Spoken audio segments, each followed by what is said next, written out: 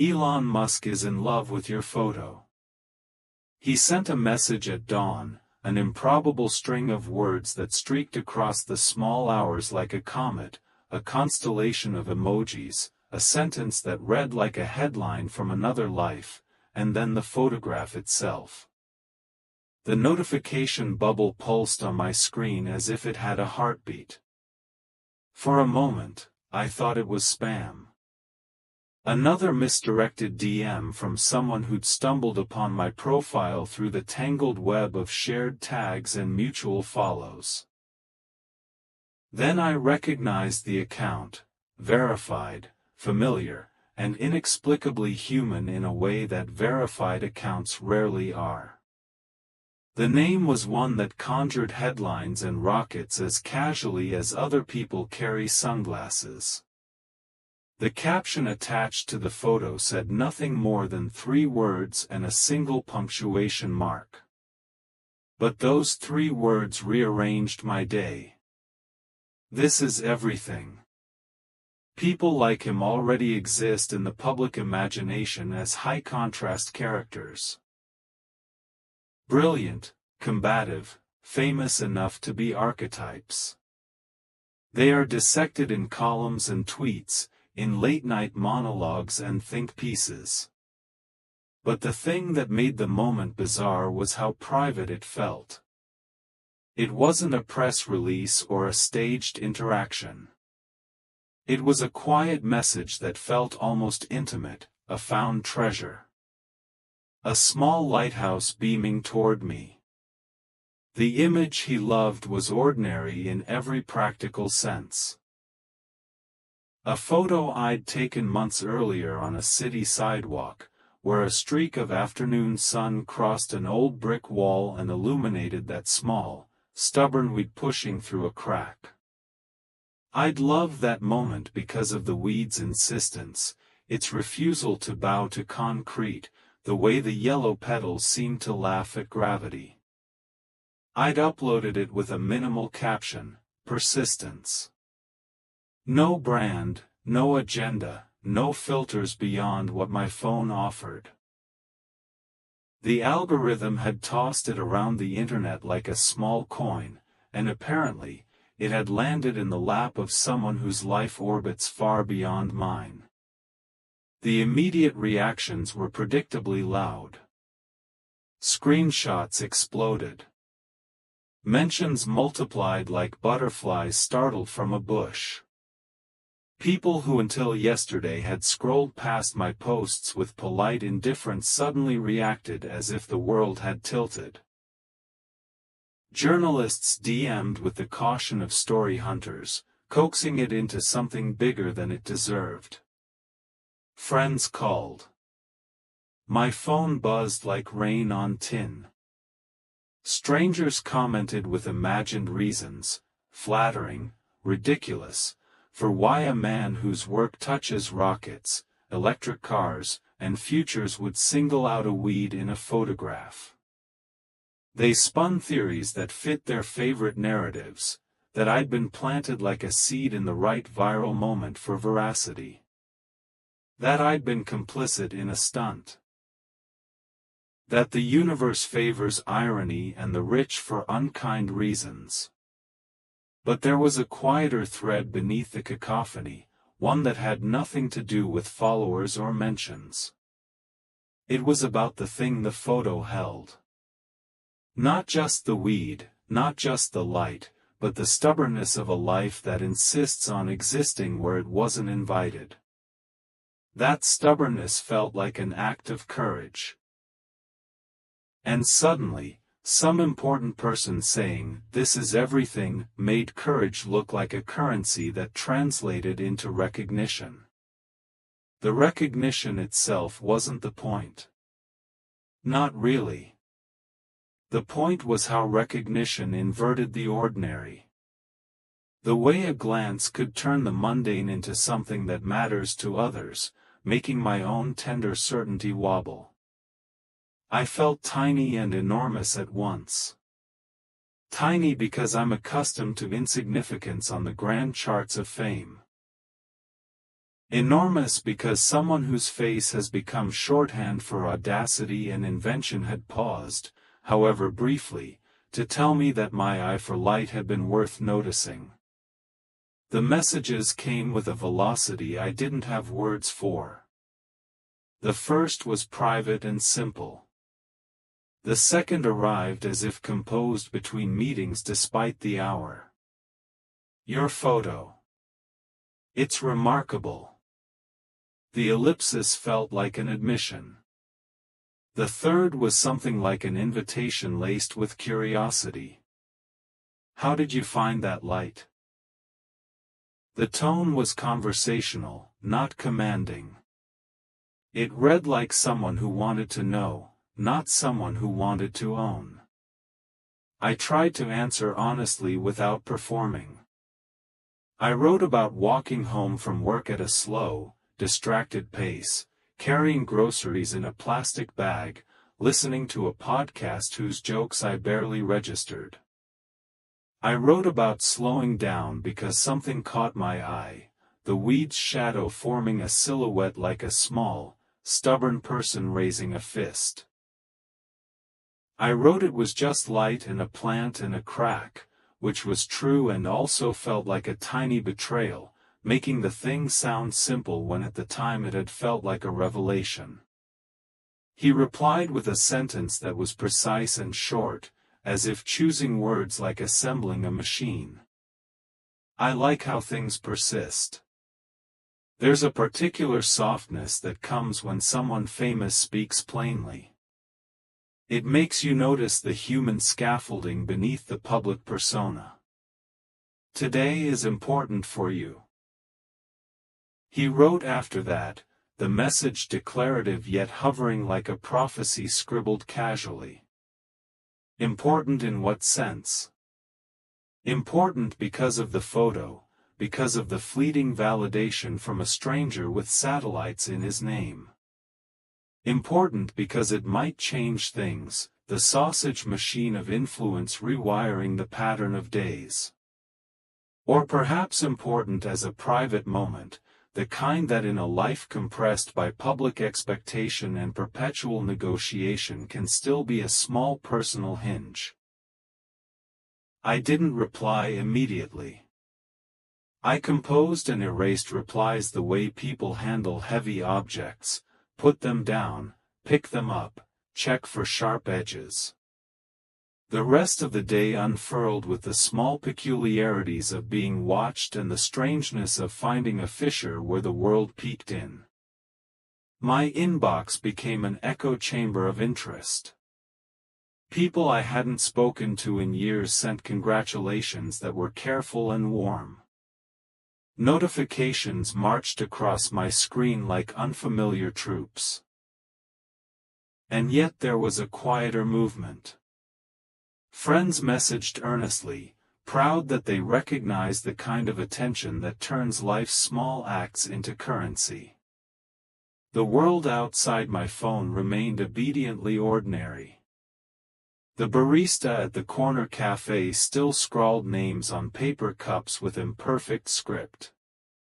Buses arrived late. The weather ticked in predictable increments, and within it, a private event felt like it had shifted. The idea that someone anywhere had found meaning in my perspective reached into me like a hand, rearranging furniture without consent. When people imagine celebrity encountering ordinary life, they often picture a collision, lights, cameras, shouts of recognition. What I experienced was the opposite, a narrowing, like peering through a periscope. His attention concentrated on a single pixel of my life and magnified it. There's something illicit about being singled out by someone whose life is televised. It felt like falling into someone's focus lens, examined under the glittering microscope of another's curiosity. And yet, because his message came quietly, without a public announcement, the feeling remained intimate rather than invasive. Conversations about identity and worth rerouted into strange paths that day. People asked practical questions that were really invitations. Will you collaborate? Would you like a feature? Are you open to prints? Offers tangled with contract language, verbs suggesting ownership and deployment.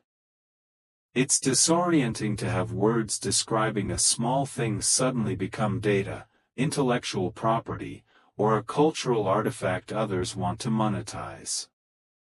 There was also an unexpected strain, the pressure to live up to attention. I considered the ethics of exposure. What it meant to have a personal image amplified by someone whose reach measures in planets and prototypes. To be noticed is to be given power. A power that tastes different depending on who wields it. And all the while, garden-variety emotions threaded through, giddiness, doubt, fear, a sharp protective instinct for the photograph itself. Who was I suddenly to expect better than what I'd always had? I'm someone who takes pictures to remember, like others use journals for lists. Not a publicist, not an art director, not a brand strategist. I was startled to discover how quickly the voice in my head could morph into a critic, rehearsing scenarios where fame rearranges life in unwanted ways. There are things money and attention can't buy, privacy among them.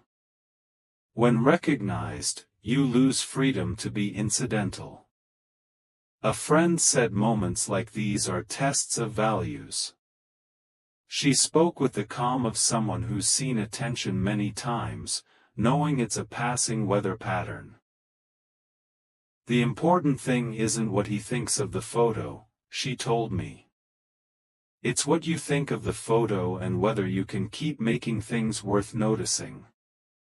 Her words were both a bomb and a gauntlet. I thought about the small rituals that led to that moment, walking, noticing, habitually seeking asymmetry and light. The practice felt independent of validation. It had been its own reward long before the message. Yet there was undeniable magic in the exchange. The idea that a person who builds rockets could pause at a weed and find metaphors in it was delightful. It suggested an aesthetic continuity between wildly different scales of invention and ordinary stubbornness.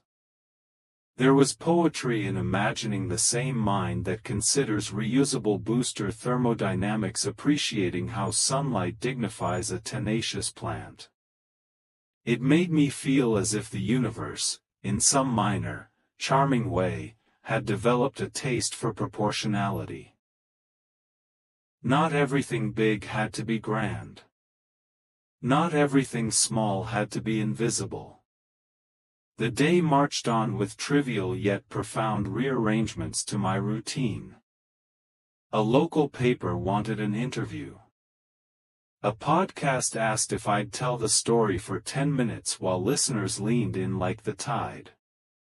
I said yes, we're comfortable, no we're not. Saying no felt as empowering as yes. I began to understand that the currency of attention isn't only what you receive but what you choose to spend. I could have pivoted to a career centered on imagery and micro-celebrity, but I didn't want that redefinition. I wanted the photograph to remain a record of a feeling about light, a quiet act of noticing that hadn't sought spectacle. Late in the afternoon, the account shared the photo publicly with a caption that folded the private moment into a public one. Some things are tiny and everything. Beneath the repost, people performed their accustomed dances. Comments ranged from earnest meditations on resilience and persistence to jokes about stock photos and marketing. Somewhere in the noise, a woman wrote simply, "Reminds me to water my house plants," and I smiled hard because the best art returns the gaze and invites small, human responses. I thought about images in the internet age, once cargo, now living things, meaning splitting and spawning. My photograph became more than intended. A bridge between people in the tiny social geometry of the internet, a gift. There's absurdity in imagining how icons map onto others. The person who sent the message has made himself synonymous with audacity. His name triggers polarizing responses, love like religion, critique like profession. Yet the message about a plant and light revealed a less chronicled habit, finding small joys in big lives. I wondered if in his world of engineers, deadlines, and press cycles, he felt the same need to anchor in small delights. Perhaps his affection for the photo reflected not a trophy collection or patronage pledge, but private human recognition, the kind that makes you linger over coffee steam. That evening, as the sky shifted to the blue of prologues, I walked to the spot where I'd taken the photo. The weeds were still there, petals closing like prayer. The brick wall bore the same scars. The city's hum sounded like an orchestra warming up. I stood before the plant like a pilgrim, feeling the oddity of being the one who noticed it and was noticed for noticing. I took another photograph. It felt different now, bearing the weight of overnight attention. Still, it looked like the same small miracle. I thought of how things persist, a slow drumbeat, and how persistence seems simple but is countless tiny decisions to grow against odds. In the days that followed, attention did what it always does, split, flowed, found new channels. Initial heat cooled as new stories demanded the gaze. But the residue lived in small ways. A neighbor knocked with seeds, asking to start a community patch in an abandoned lot. A school requested the photo for an urban ecology poster. People sent stories about sunlight, fatherhood, small thrones of memory. Not flashy offers, but quiet reciprocations, making the episode feel less spectacle, more rooted. Inside my head, being seen taught an unexpected lesson. Attention isn't just approval's sheen or numbers. It's an amplifier, making small acts echo further. It can construct and instruct, or amplify gentle things that vanish under indifference. If he'd sought a promotional vehicle, the moment might have been transactional and forgettable. But it wasn't. It felt like generosity. A person with a platform highlighting small persistence. Sometimes generosity isn't material but honoring the unnoticed. People asked what I'd do next, assuming a linear narrative of attention to opportunity to ambition. I answered truthfully, keep making small things that matter to me. Keep walking streets, noticing, photographing without virality's engineering. Opportunities will come, choices to monetize or privatize. Expectations will test me. But I want noticing grounded in freedom that birthed the photo, the freedom to choose subjects for their perceptual shift, not marketability. The strange part of being singled out is performing a slightly unreal self, more self-possessed, sure, as if attention demands a definite stage character. I resisted that. I remained ordinary, kind to strangers in line, watering succulents on my sill, answering emails slowly. Fame, even a spatter, wants neat narratives. Real life is messy with contradictory impulses and small decencies. Maintaining ordinariness was stewardship, protecting my capacity to look and make without consequence promises. Months later, when the reposts noise faded into internet history, I'd sometimes hear, "This is everything," in my head, an echo tender and ridiculous, a bookmark in time. The photograph had been a hinge that day. His message, a small bright lever.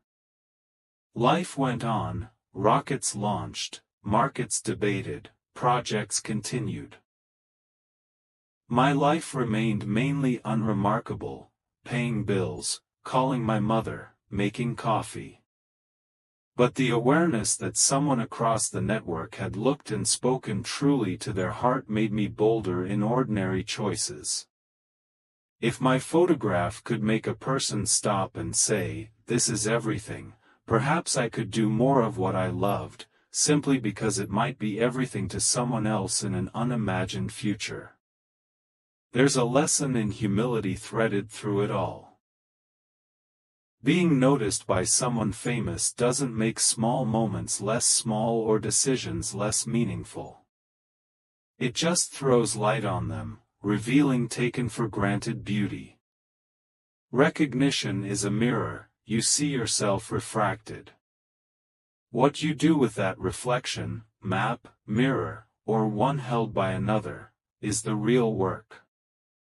For me, the work was simple and liberating.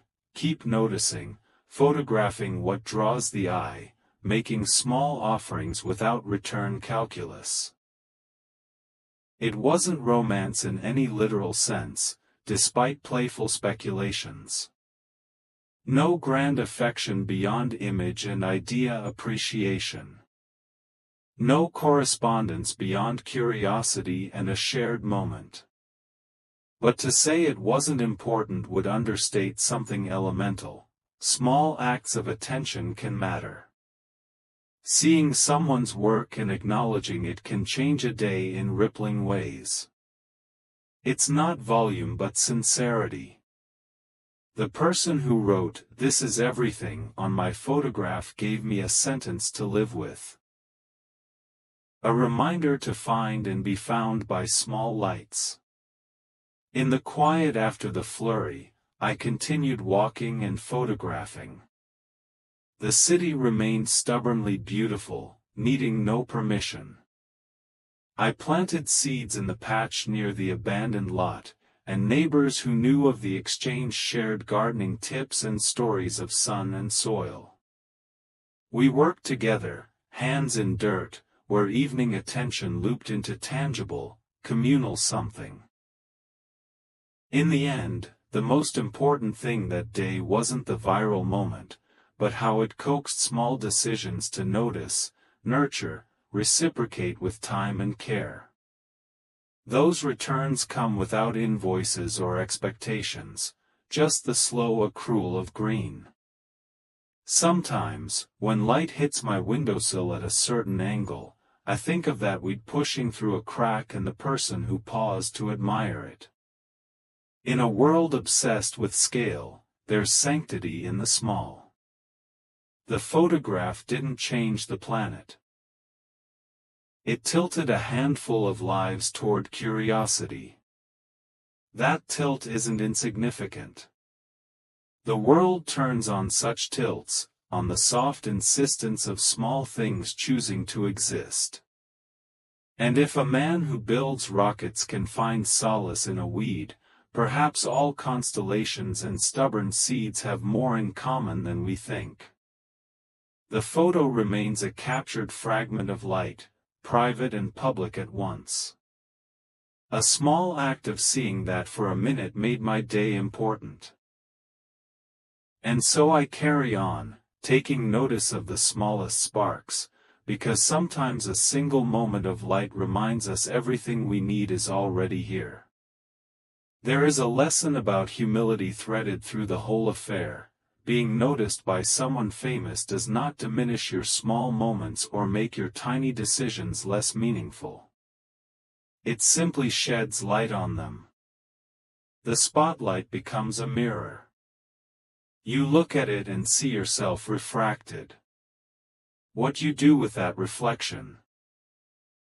The map, the mirror, or the mirror held up by someone else, becomes the real work. For me, the work was plain and liberating: to keep noticing, to keep photographing what draws my eye, to keep offering small acts to the world without expecting a gratuity in return. It was not a romance of any kind, despite the playful chatter. There was no genuine correspondence that advanced beyond curiosity and a shared moment. But to say it was unimportant would be to erase something essential. That small acts of attention can matter, that acknowledging someone's work can ripple outward and touch others.